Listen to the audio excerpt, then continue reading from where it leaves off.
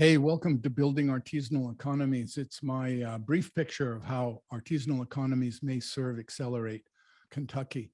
This is Ken Scovron. He's a neighbor of mine and a cheesemonger, and he's been in the business around 30 or 40 years. And in that time, he's watched cheese go from being something sold in supermarkets, in foil, well packaged, and sold in industrial bulk effectively, to something that he serves in his tiny store to an appreciative group of local consumers, some of them connoisseurs. So his career's gone from being something thoroughly anonymous and industrial to something incredibly intimate and particular.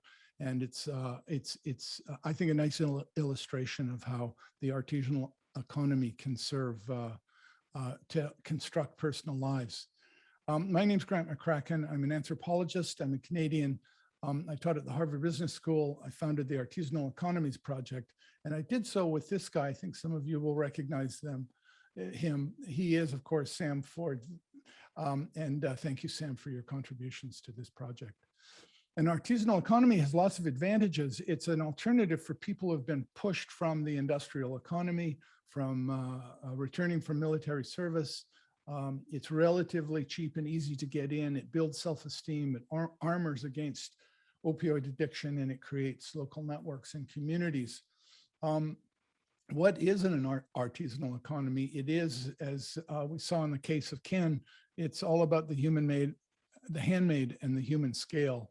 It's responsive to consumer demand. It fills in around other enterprises and tasks, especially farming and child rearing. It encourages self-sufficiency. It prizes local resources, and it is now well enabled by the internet economy. Human beings have been on the planet for roughly 200,000 years, and for most of that time, we acted as artisans. This is a Clovis end scraper that I found kicking around on my local beach, believe it or not. It's around 40,000 years old. It was used to separate hide from meat. It was one of the original artisanal tools. For the period of roughly 300 years, the 17, 18, and 1900s, we were in love with what the machine could do.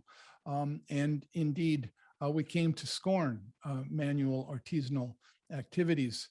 We were so enamored of the machine that after World War II, we were in love with cars that looked like this, and houses. This was the future that we were being promised in 1954. We were enamored of a world of absolute artifice here, including a helicopter on the top of the house. The production of food was now being thoroughly industrialized, but even the consumption of food was touched by mechanization.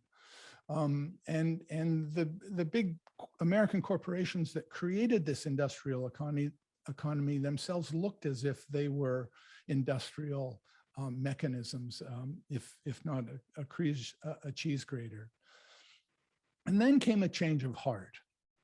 It was set in train mostly by hippies, were the kind of prime mover here, but most of the thanks goes to Alice Waters, who created a small restaurant in Northern California in Berkeley in 1971, and changed with almost single-handedly the way Americans began to think about food and food production and trucking and transportation and what a restaurant should be.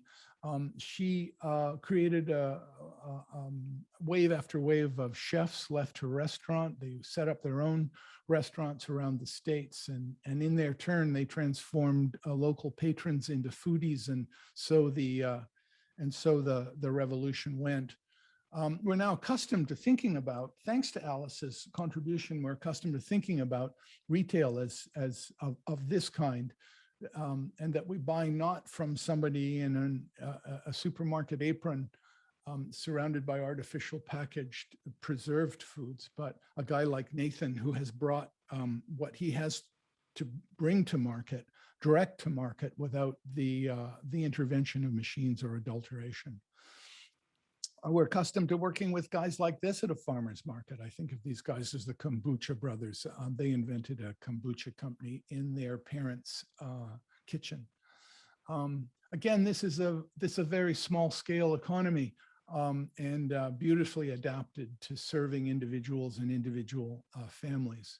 And very often the artisan is something like an artist creating things of great beauty and interest.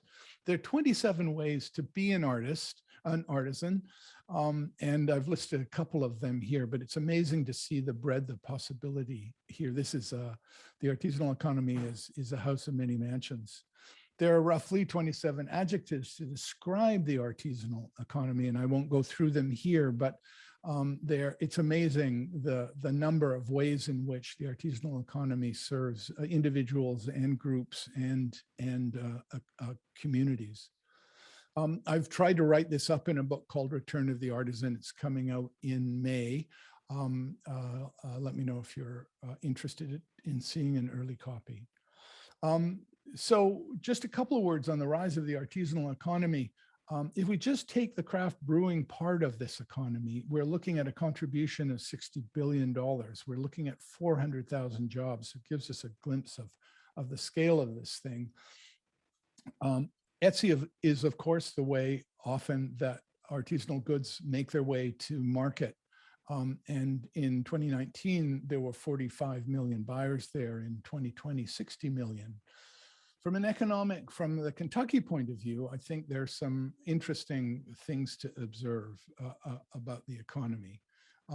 This is, of course, a superbly local and localized economic undertaking.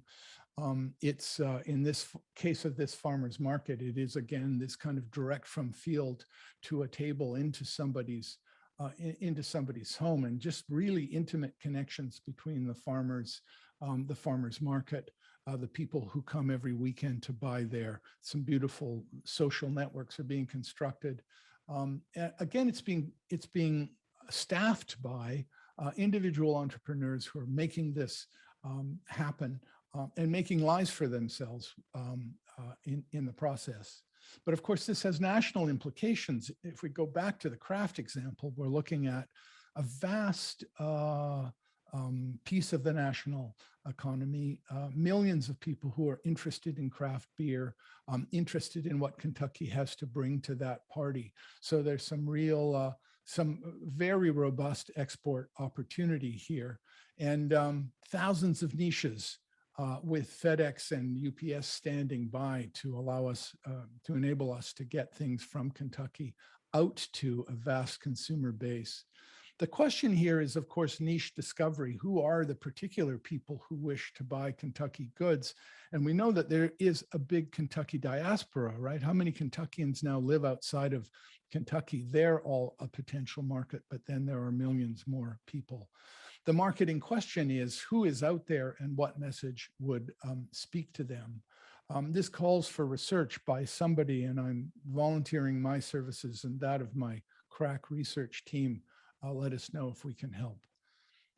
Marketing and branding is interesting because in the world of the artisan, there's a real hostility to conventional branding. In fact, people are less interested in creating brands, much more interested in telling stories. There is, however, and tragically, though this is, I think, an opportunity for Kentucky, an artisanal cliche. The story that people tell about artisanal companies is always about two guys. It's just astounding how often it's two guys or two guys or two guys with two goats are seen to be the brand around which the business has been built. Kentucky, I would argue, has better stories. And we'll take just one case in point. This is Lacey, the Wonder Dog, and James.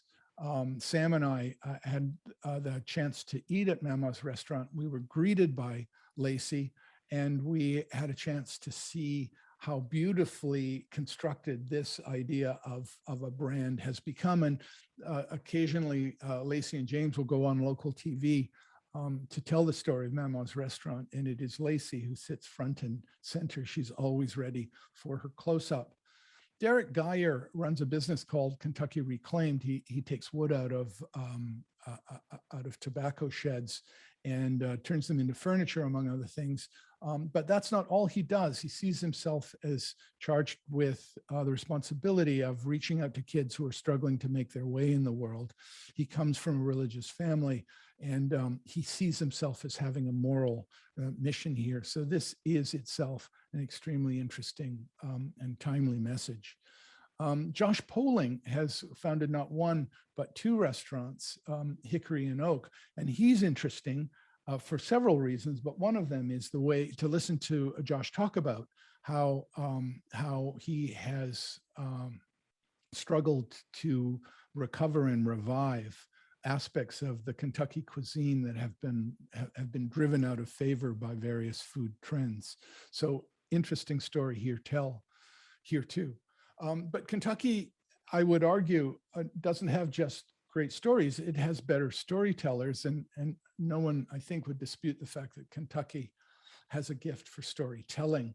This is Erin Williams, who keeps a blog and has a column in a local newspaper, and she tells the story of opioid addiction, among other things, in a compelling way. But here's a storyteller that is herself a story, and somebody capable of finding the stories with which Kentucky brands can brand themselves. This is Kaylin Vernon, who keeps an exotic species of sheep that he's the only person in Kentucky to keep these sheep, and to listen to him tell this story is mesmerizing. Or we could give this branding problem to the liar's table. This is a liar's table in Franklin, Kentucky, where guys sit around and lie about whatever they're talking about. As a Canadian, I was thrilled by this. Canadians would never be this forthcoming about what's really going on at a table like this. Of course they lie, but no, they will never say they're lying. So I was thrilled to see that there was truth in packaging here. This is a big development. Capital is coming to the world of the artisan. Used to be that artisans would bootstrap up from the sale of that first jar of honey and then work their way until they had 10 hives.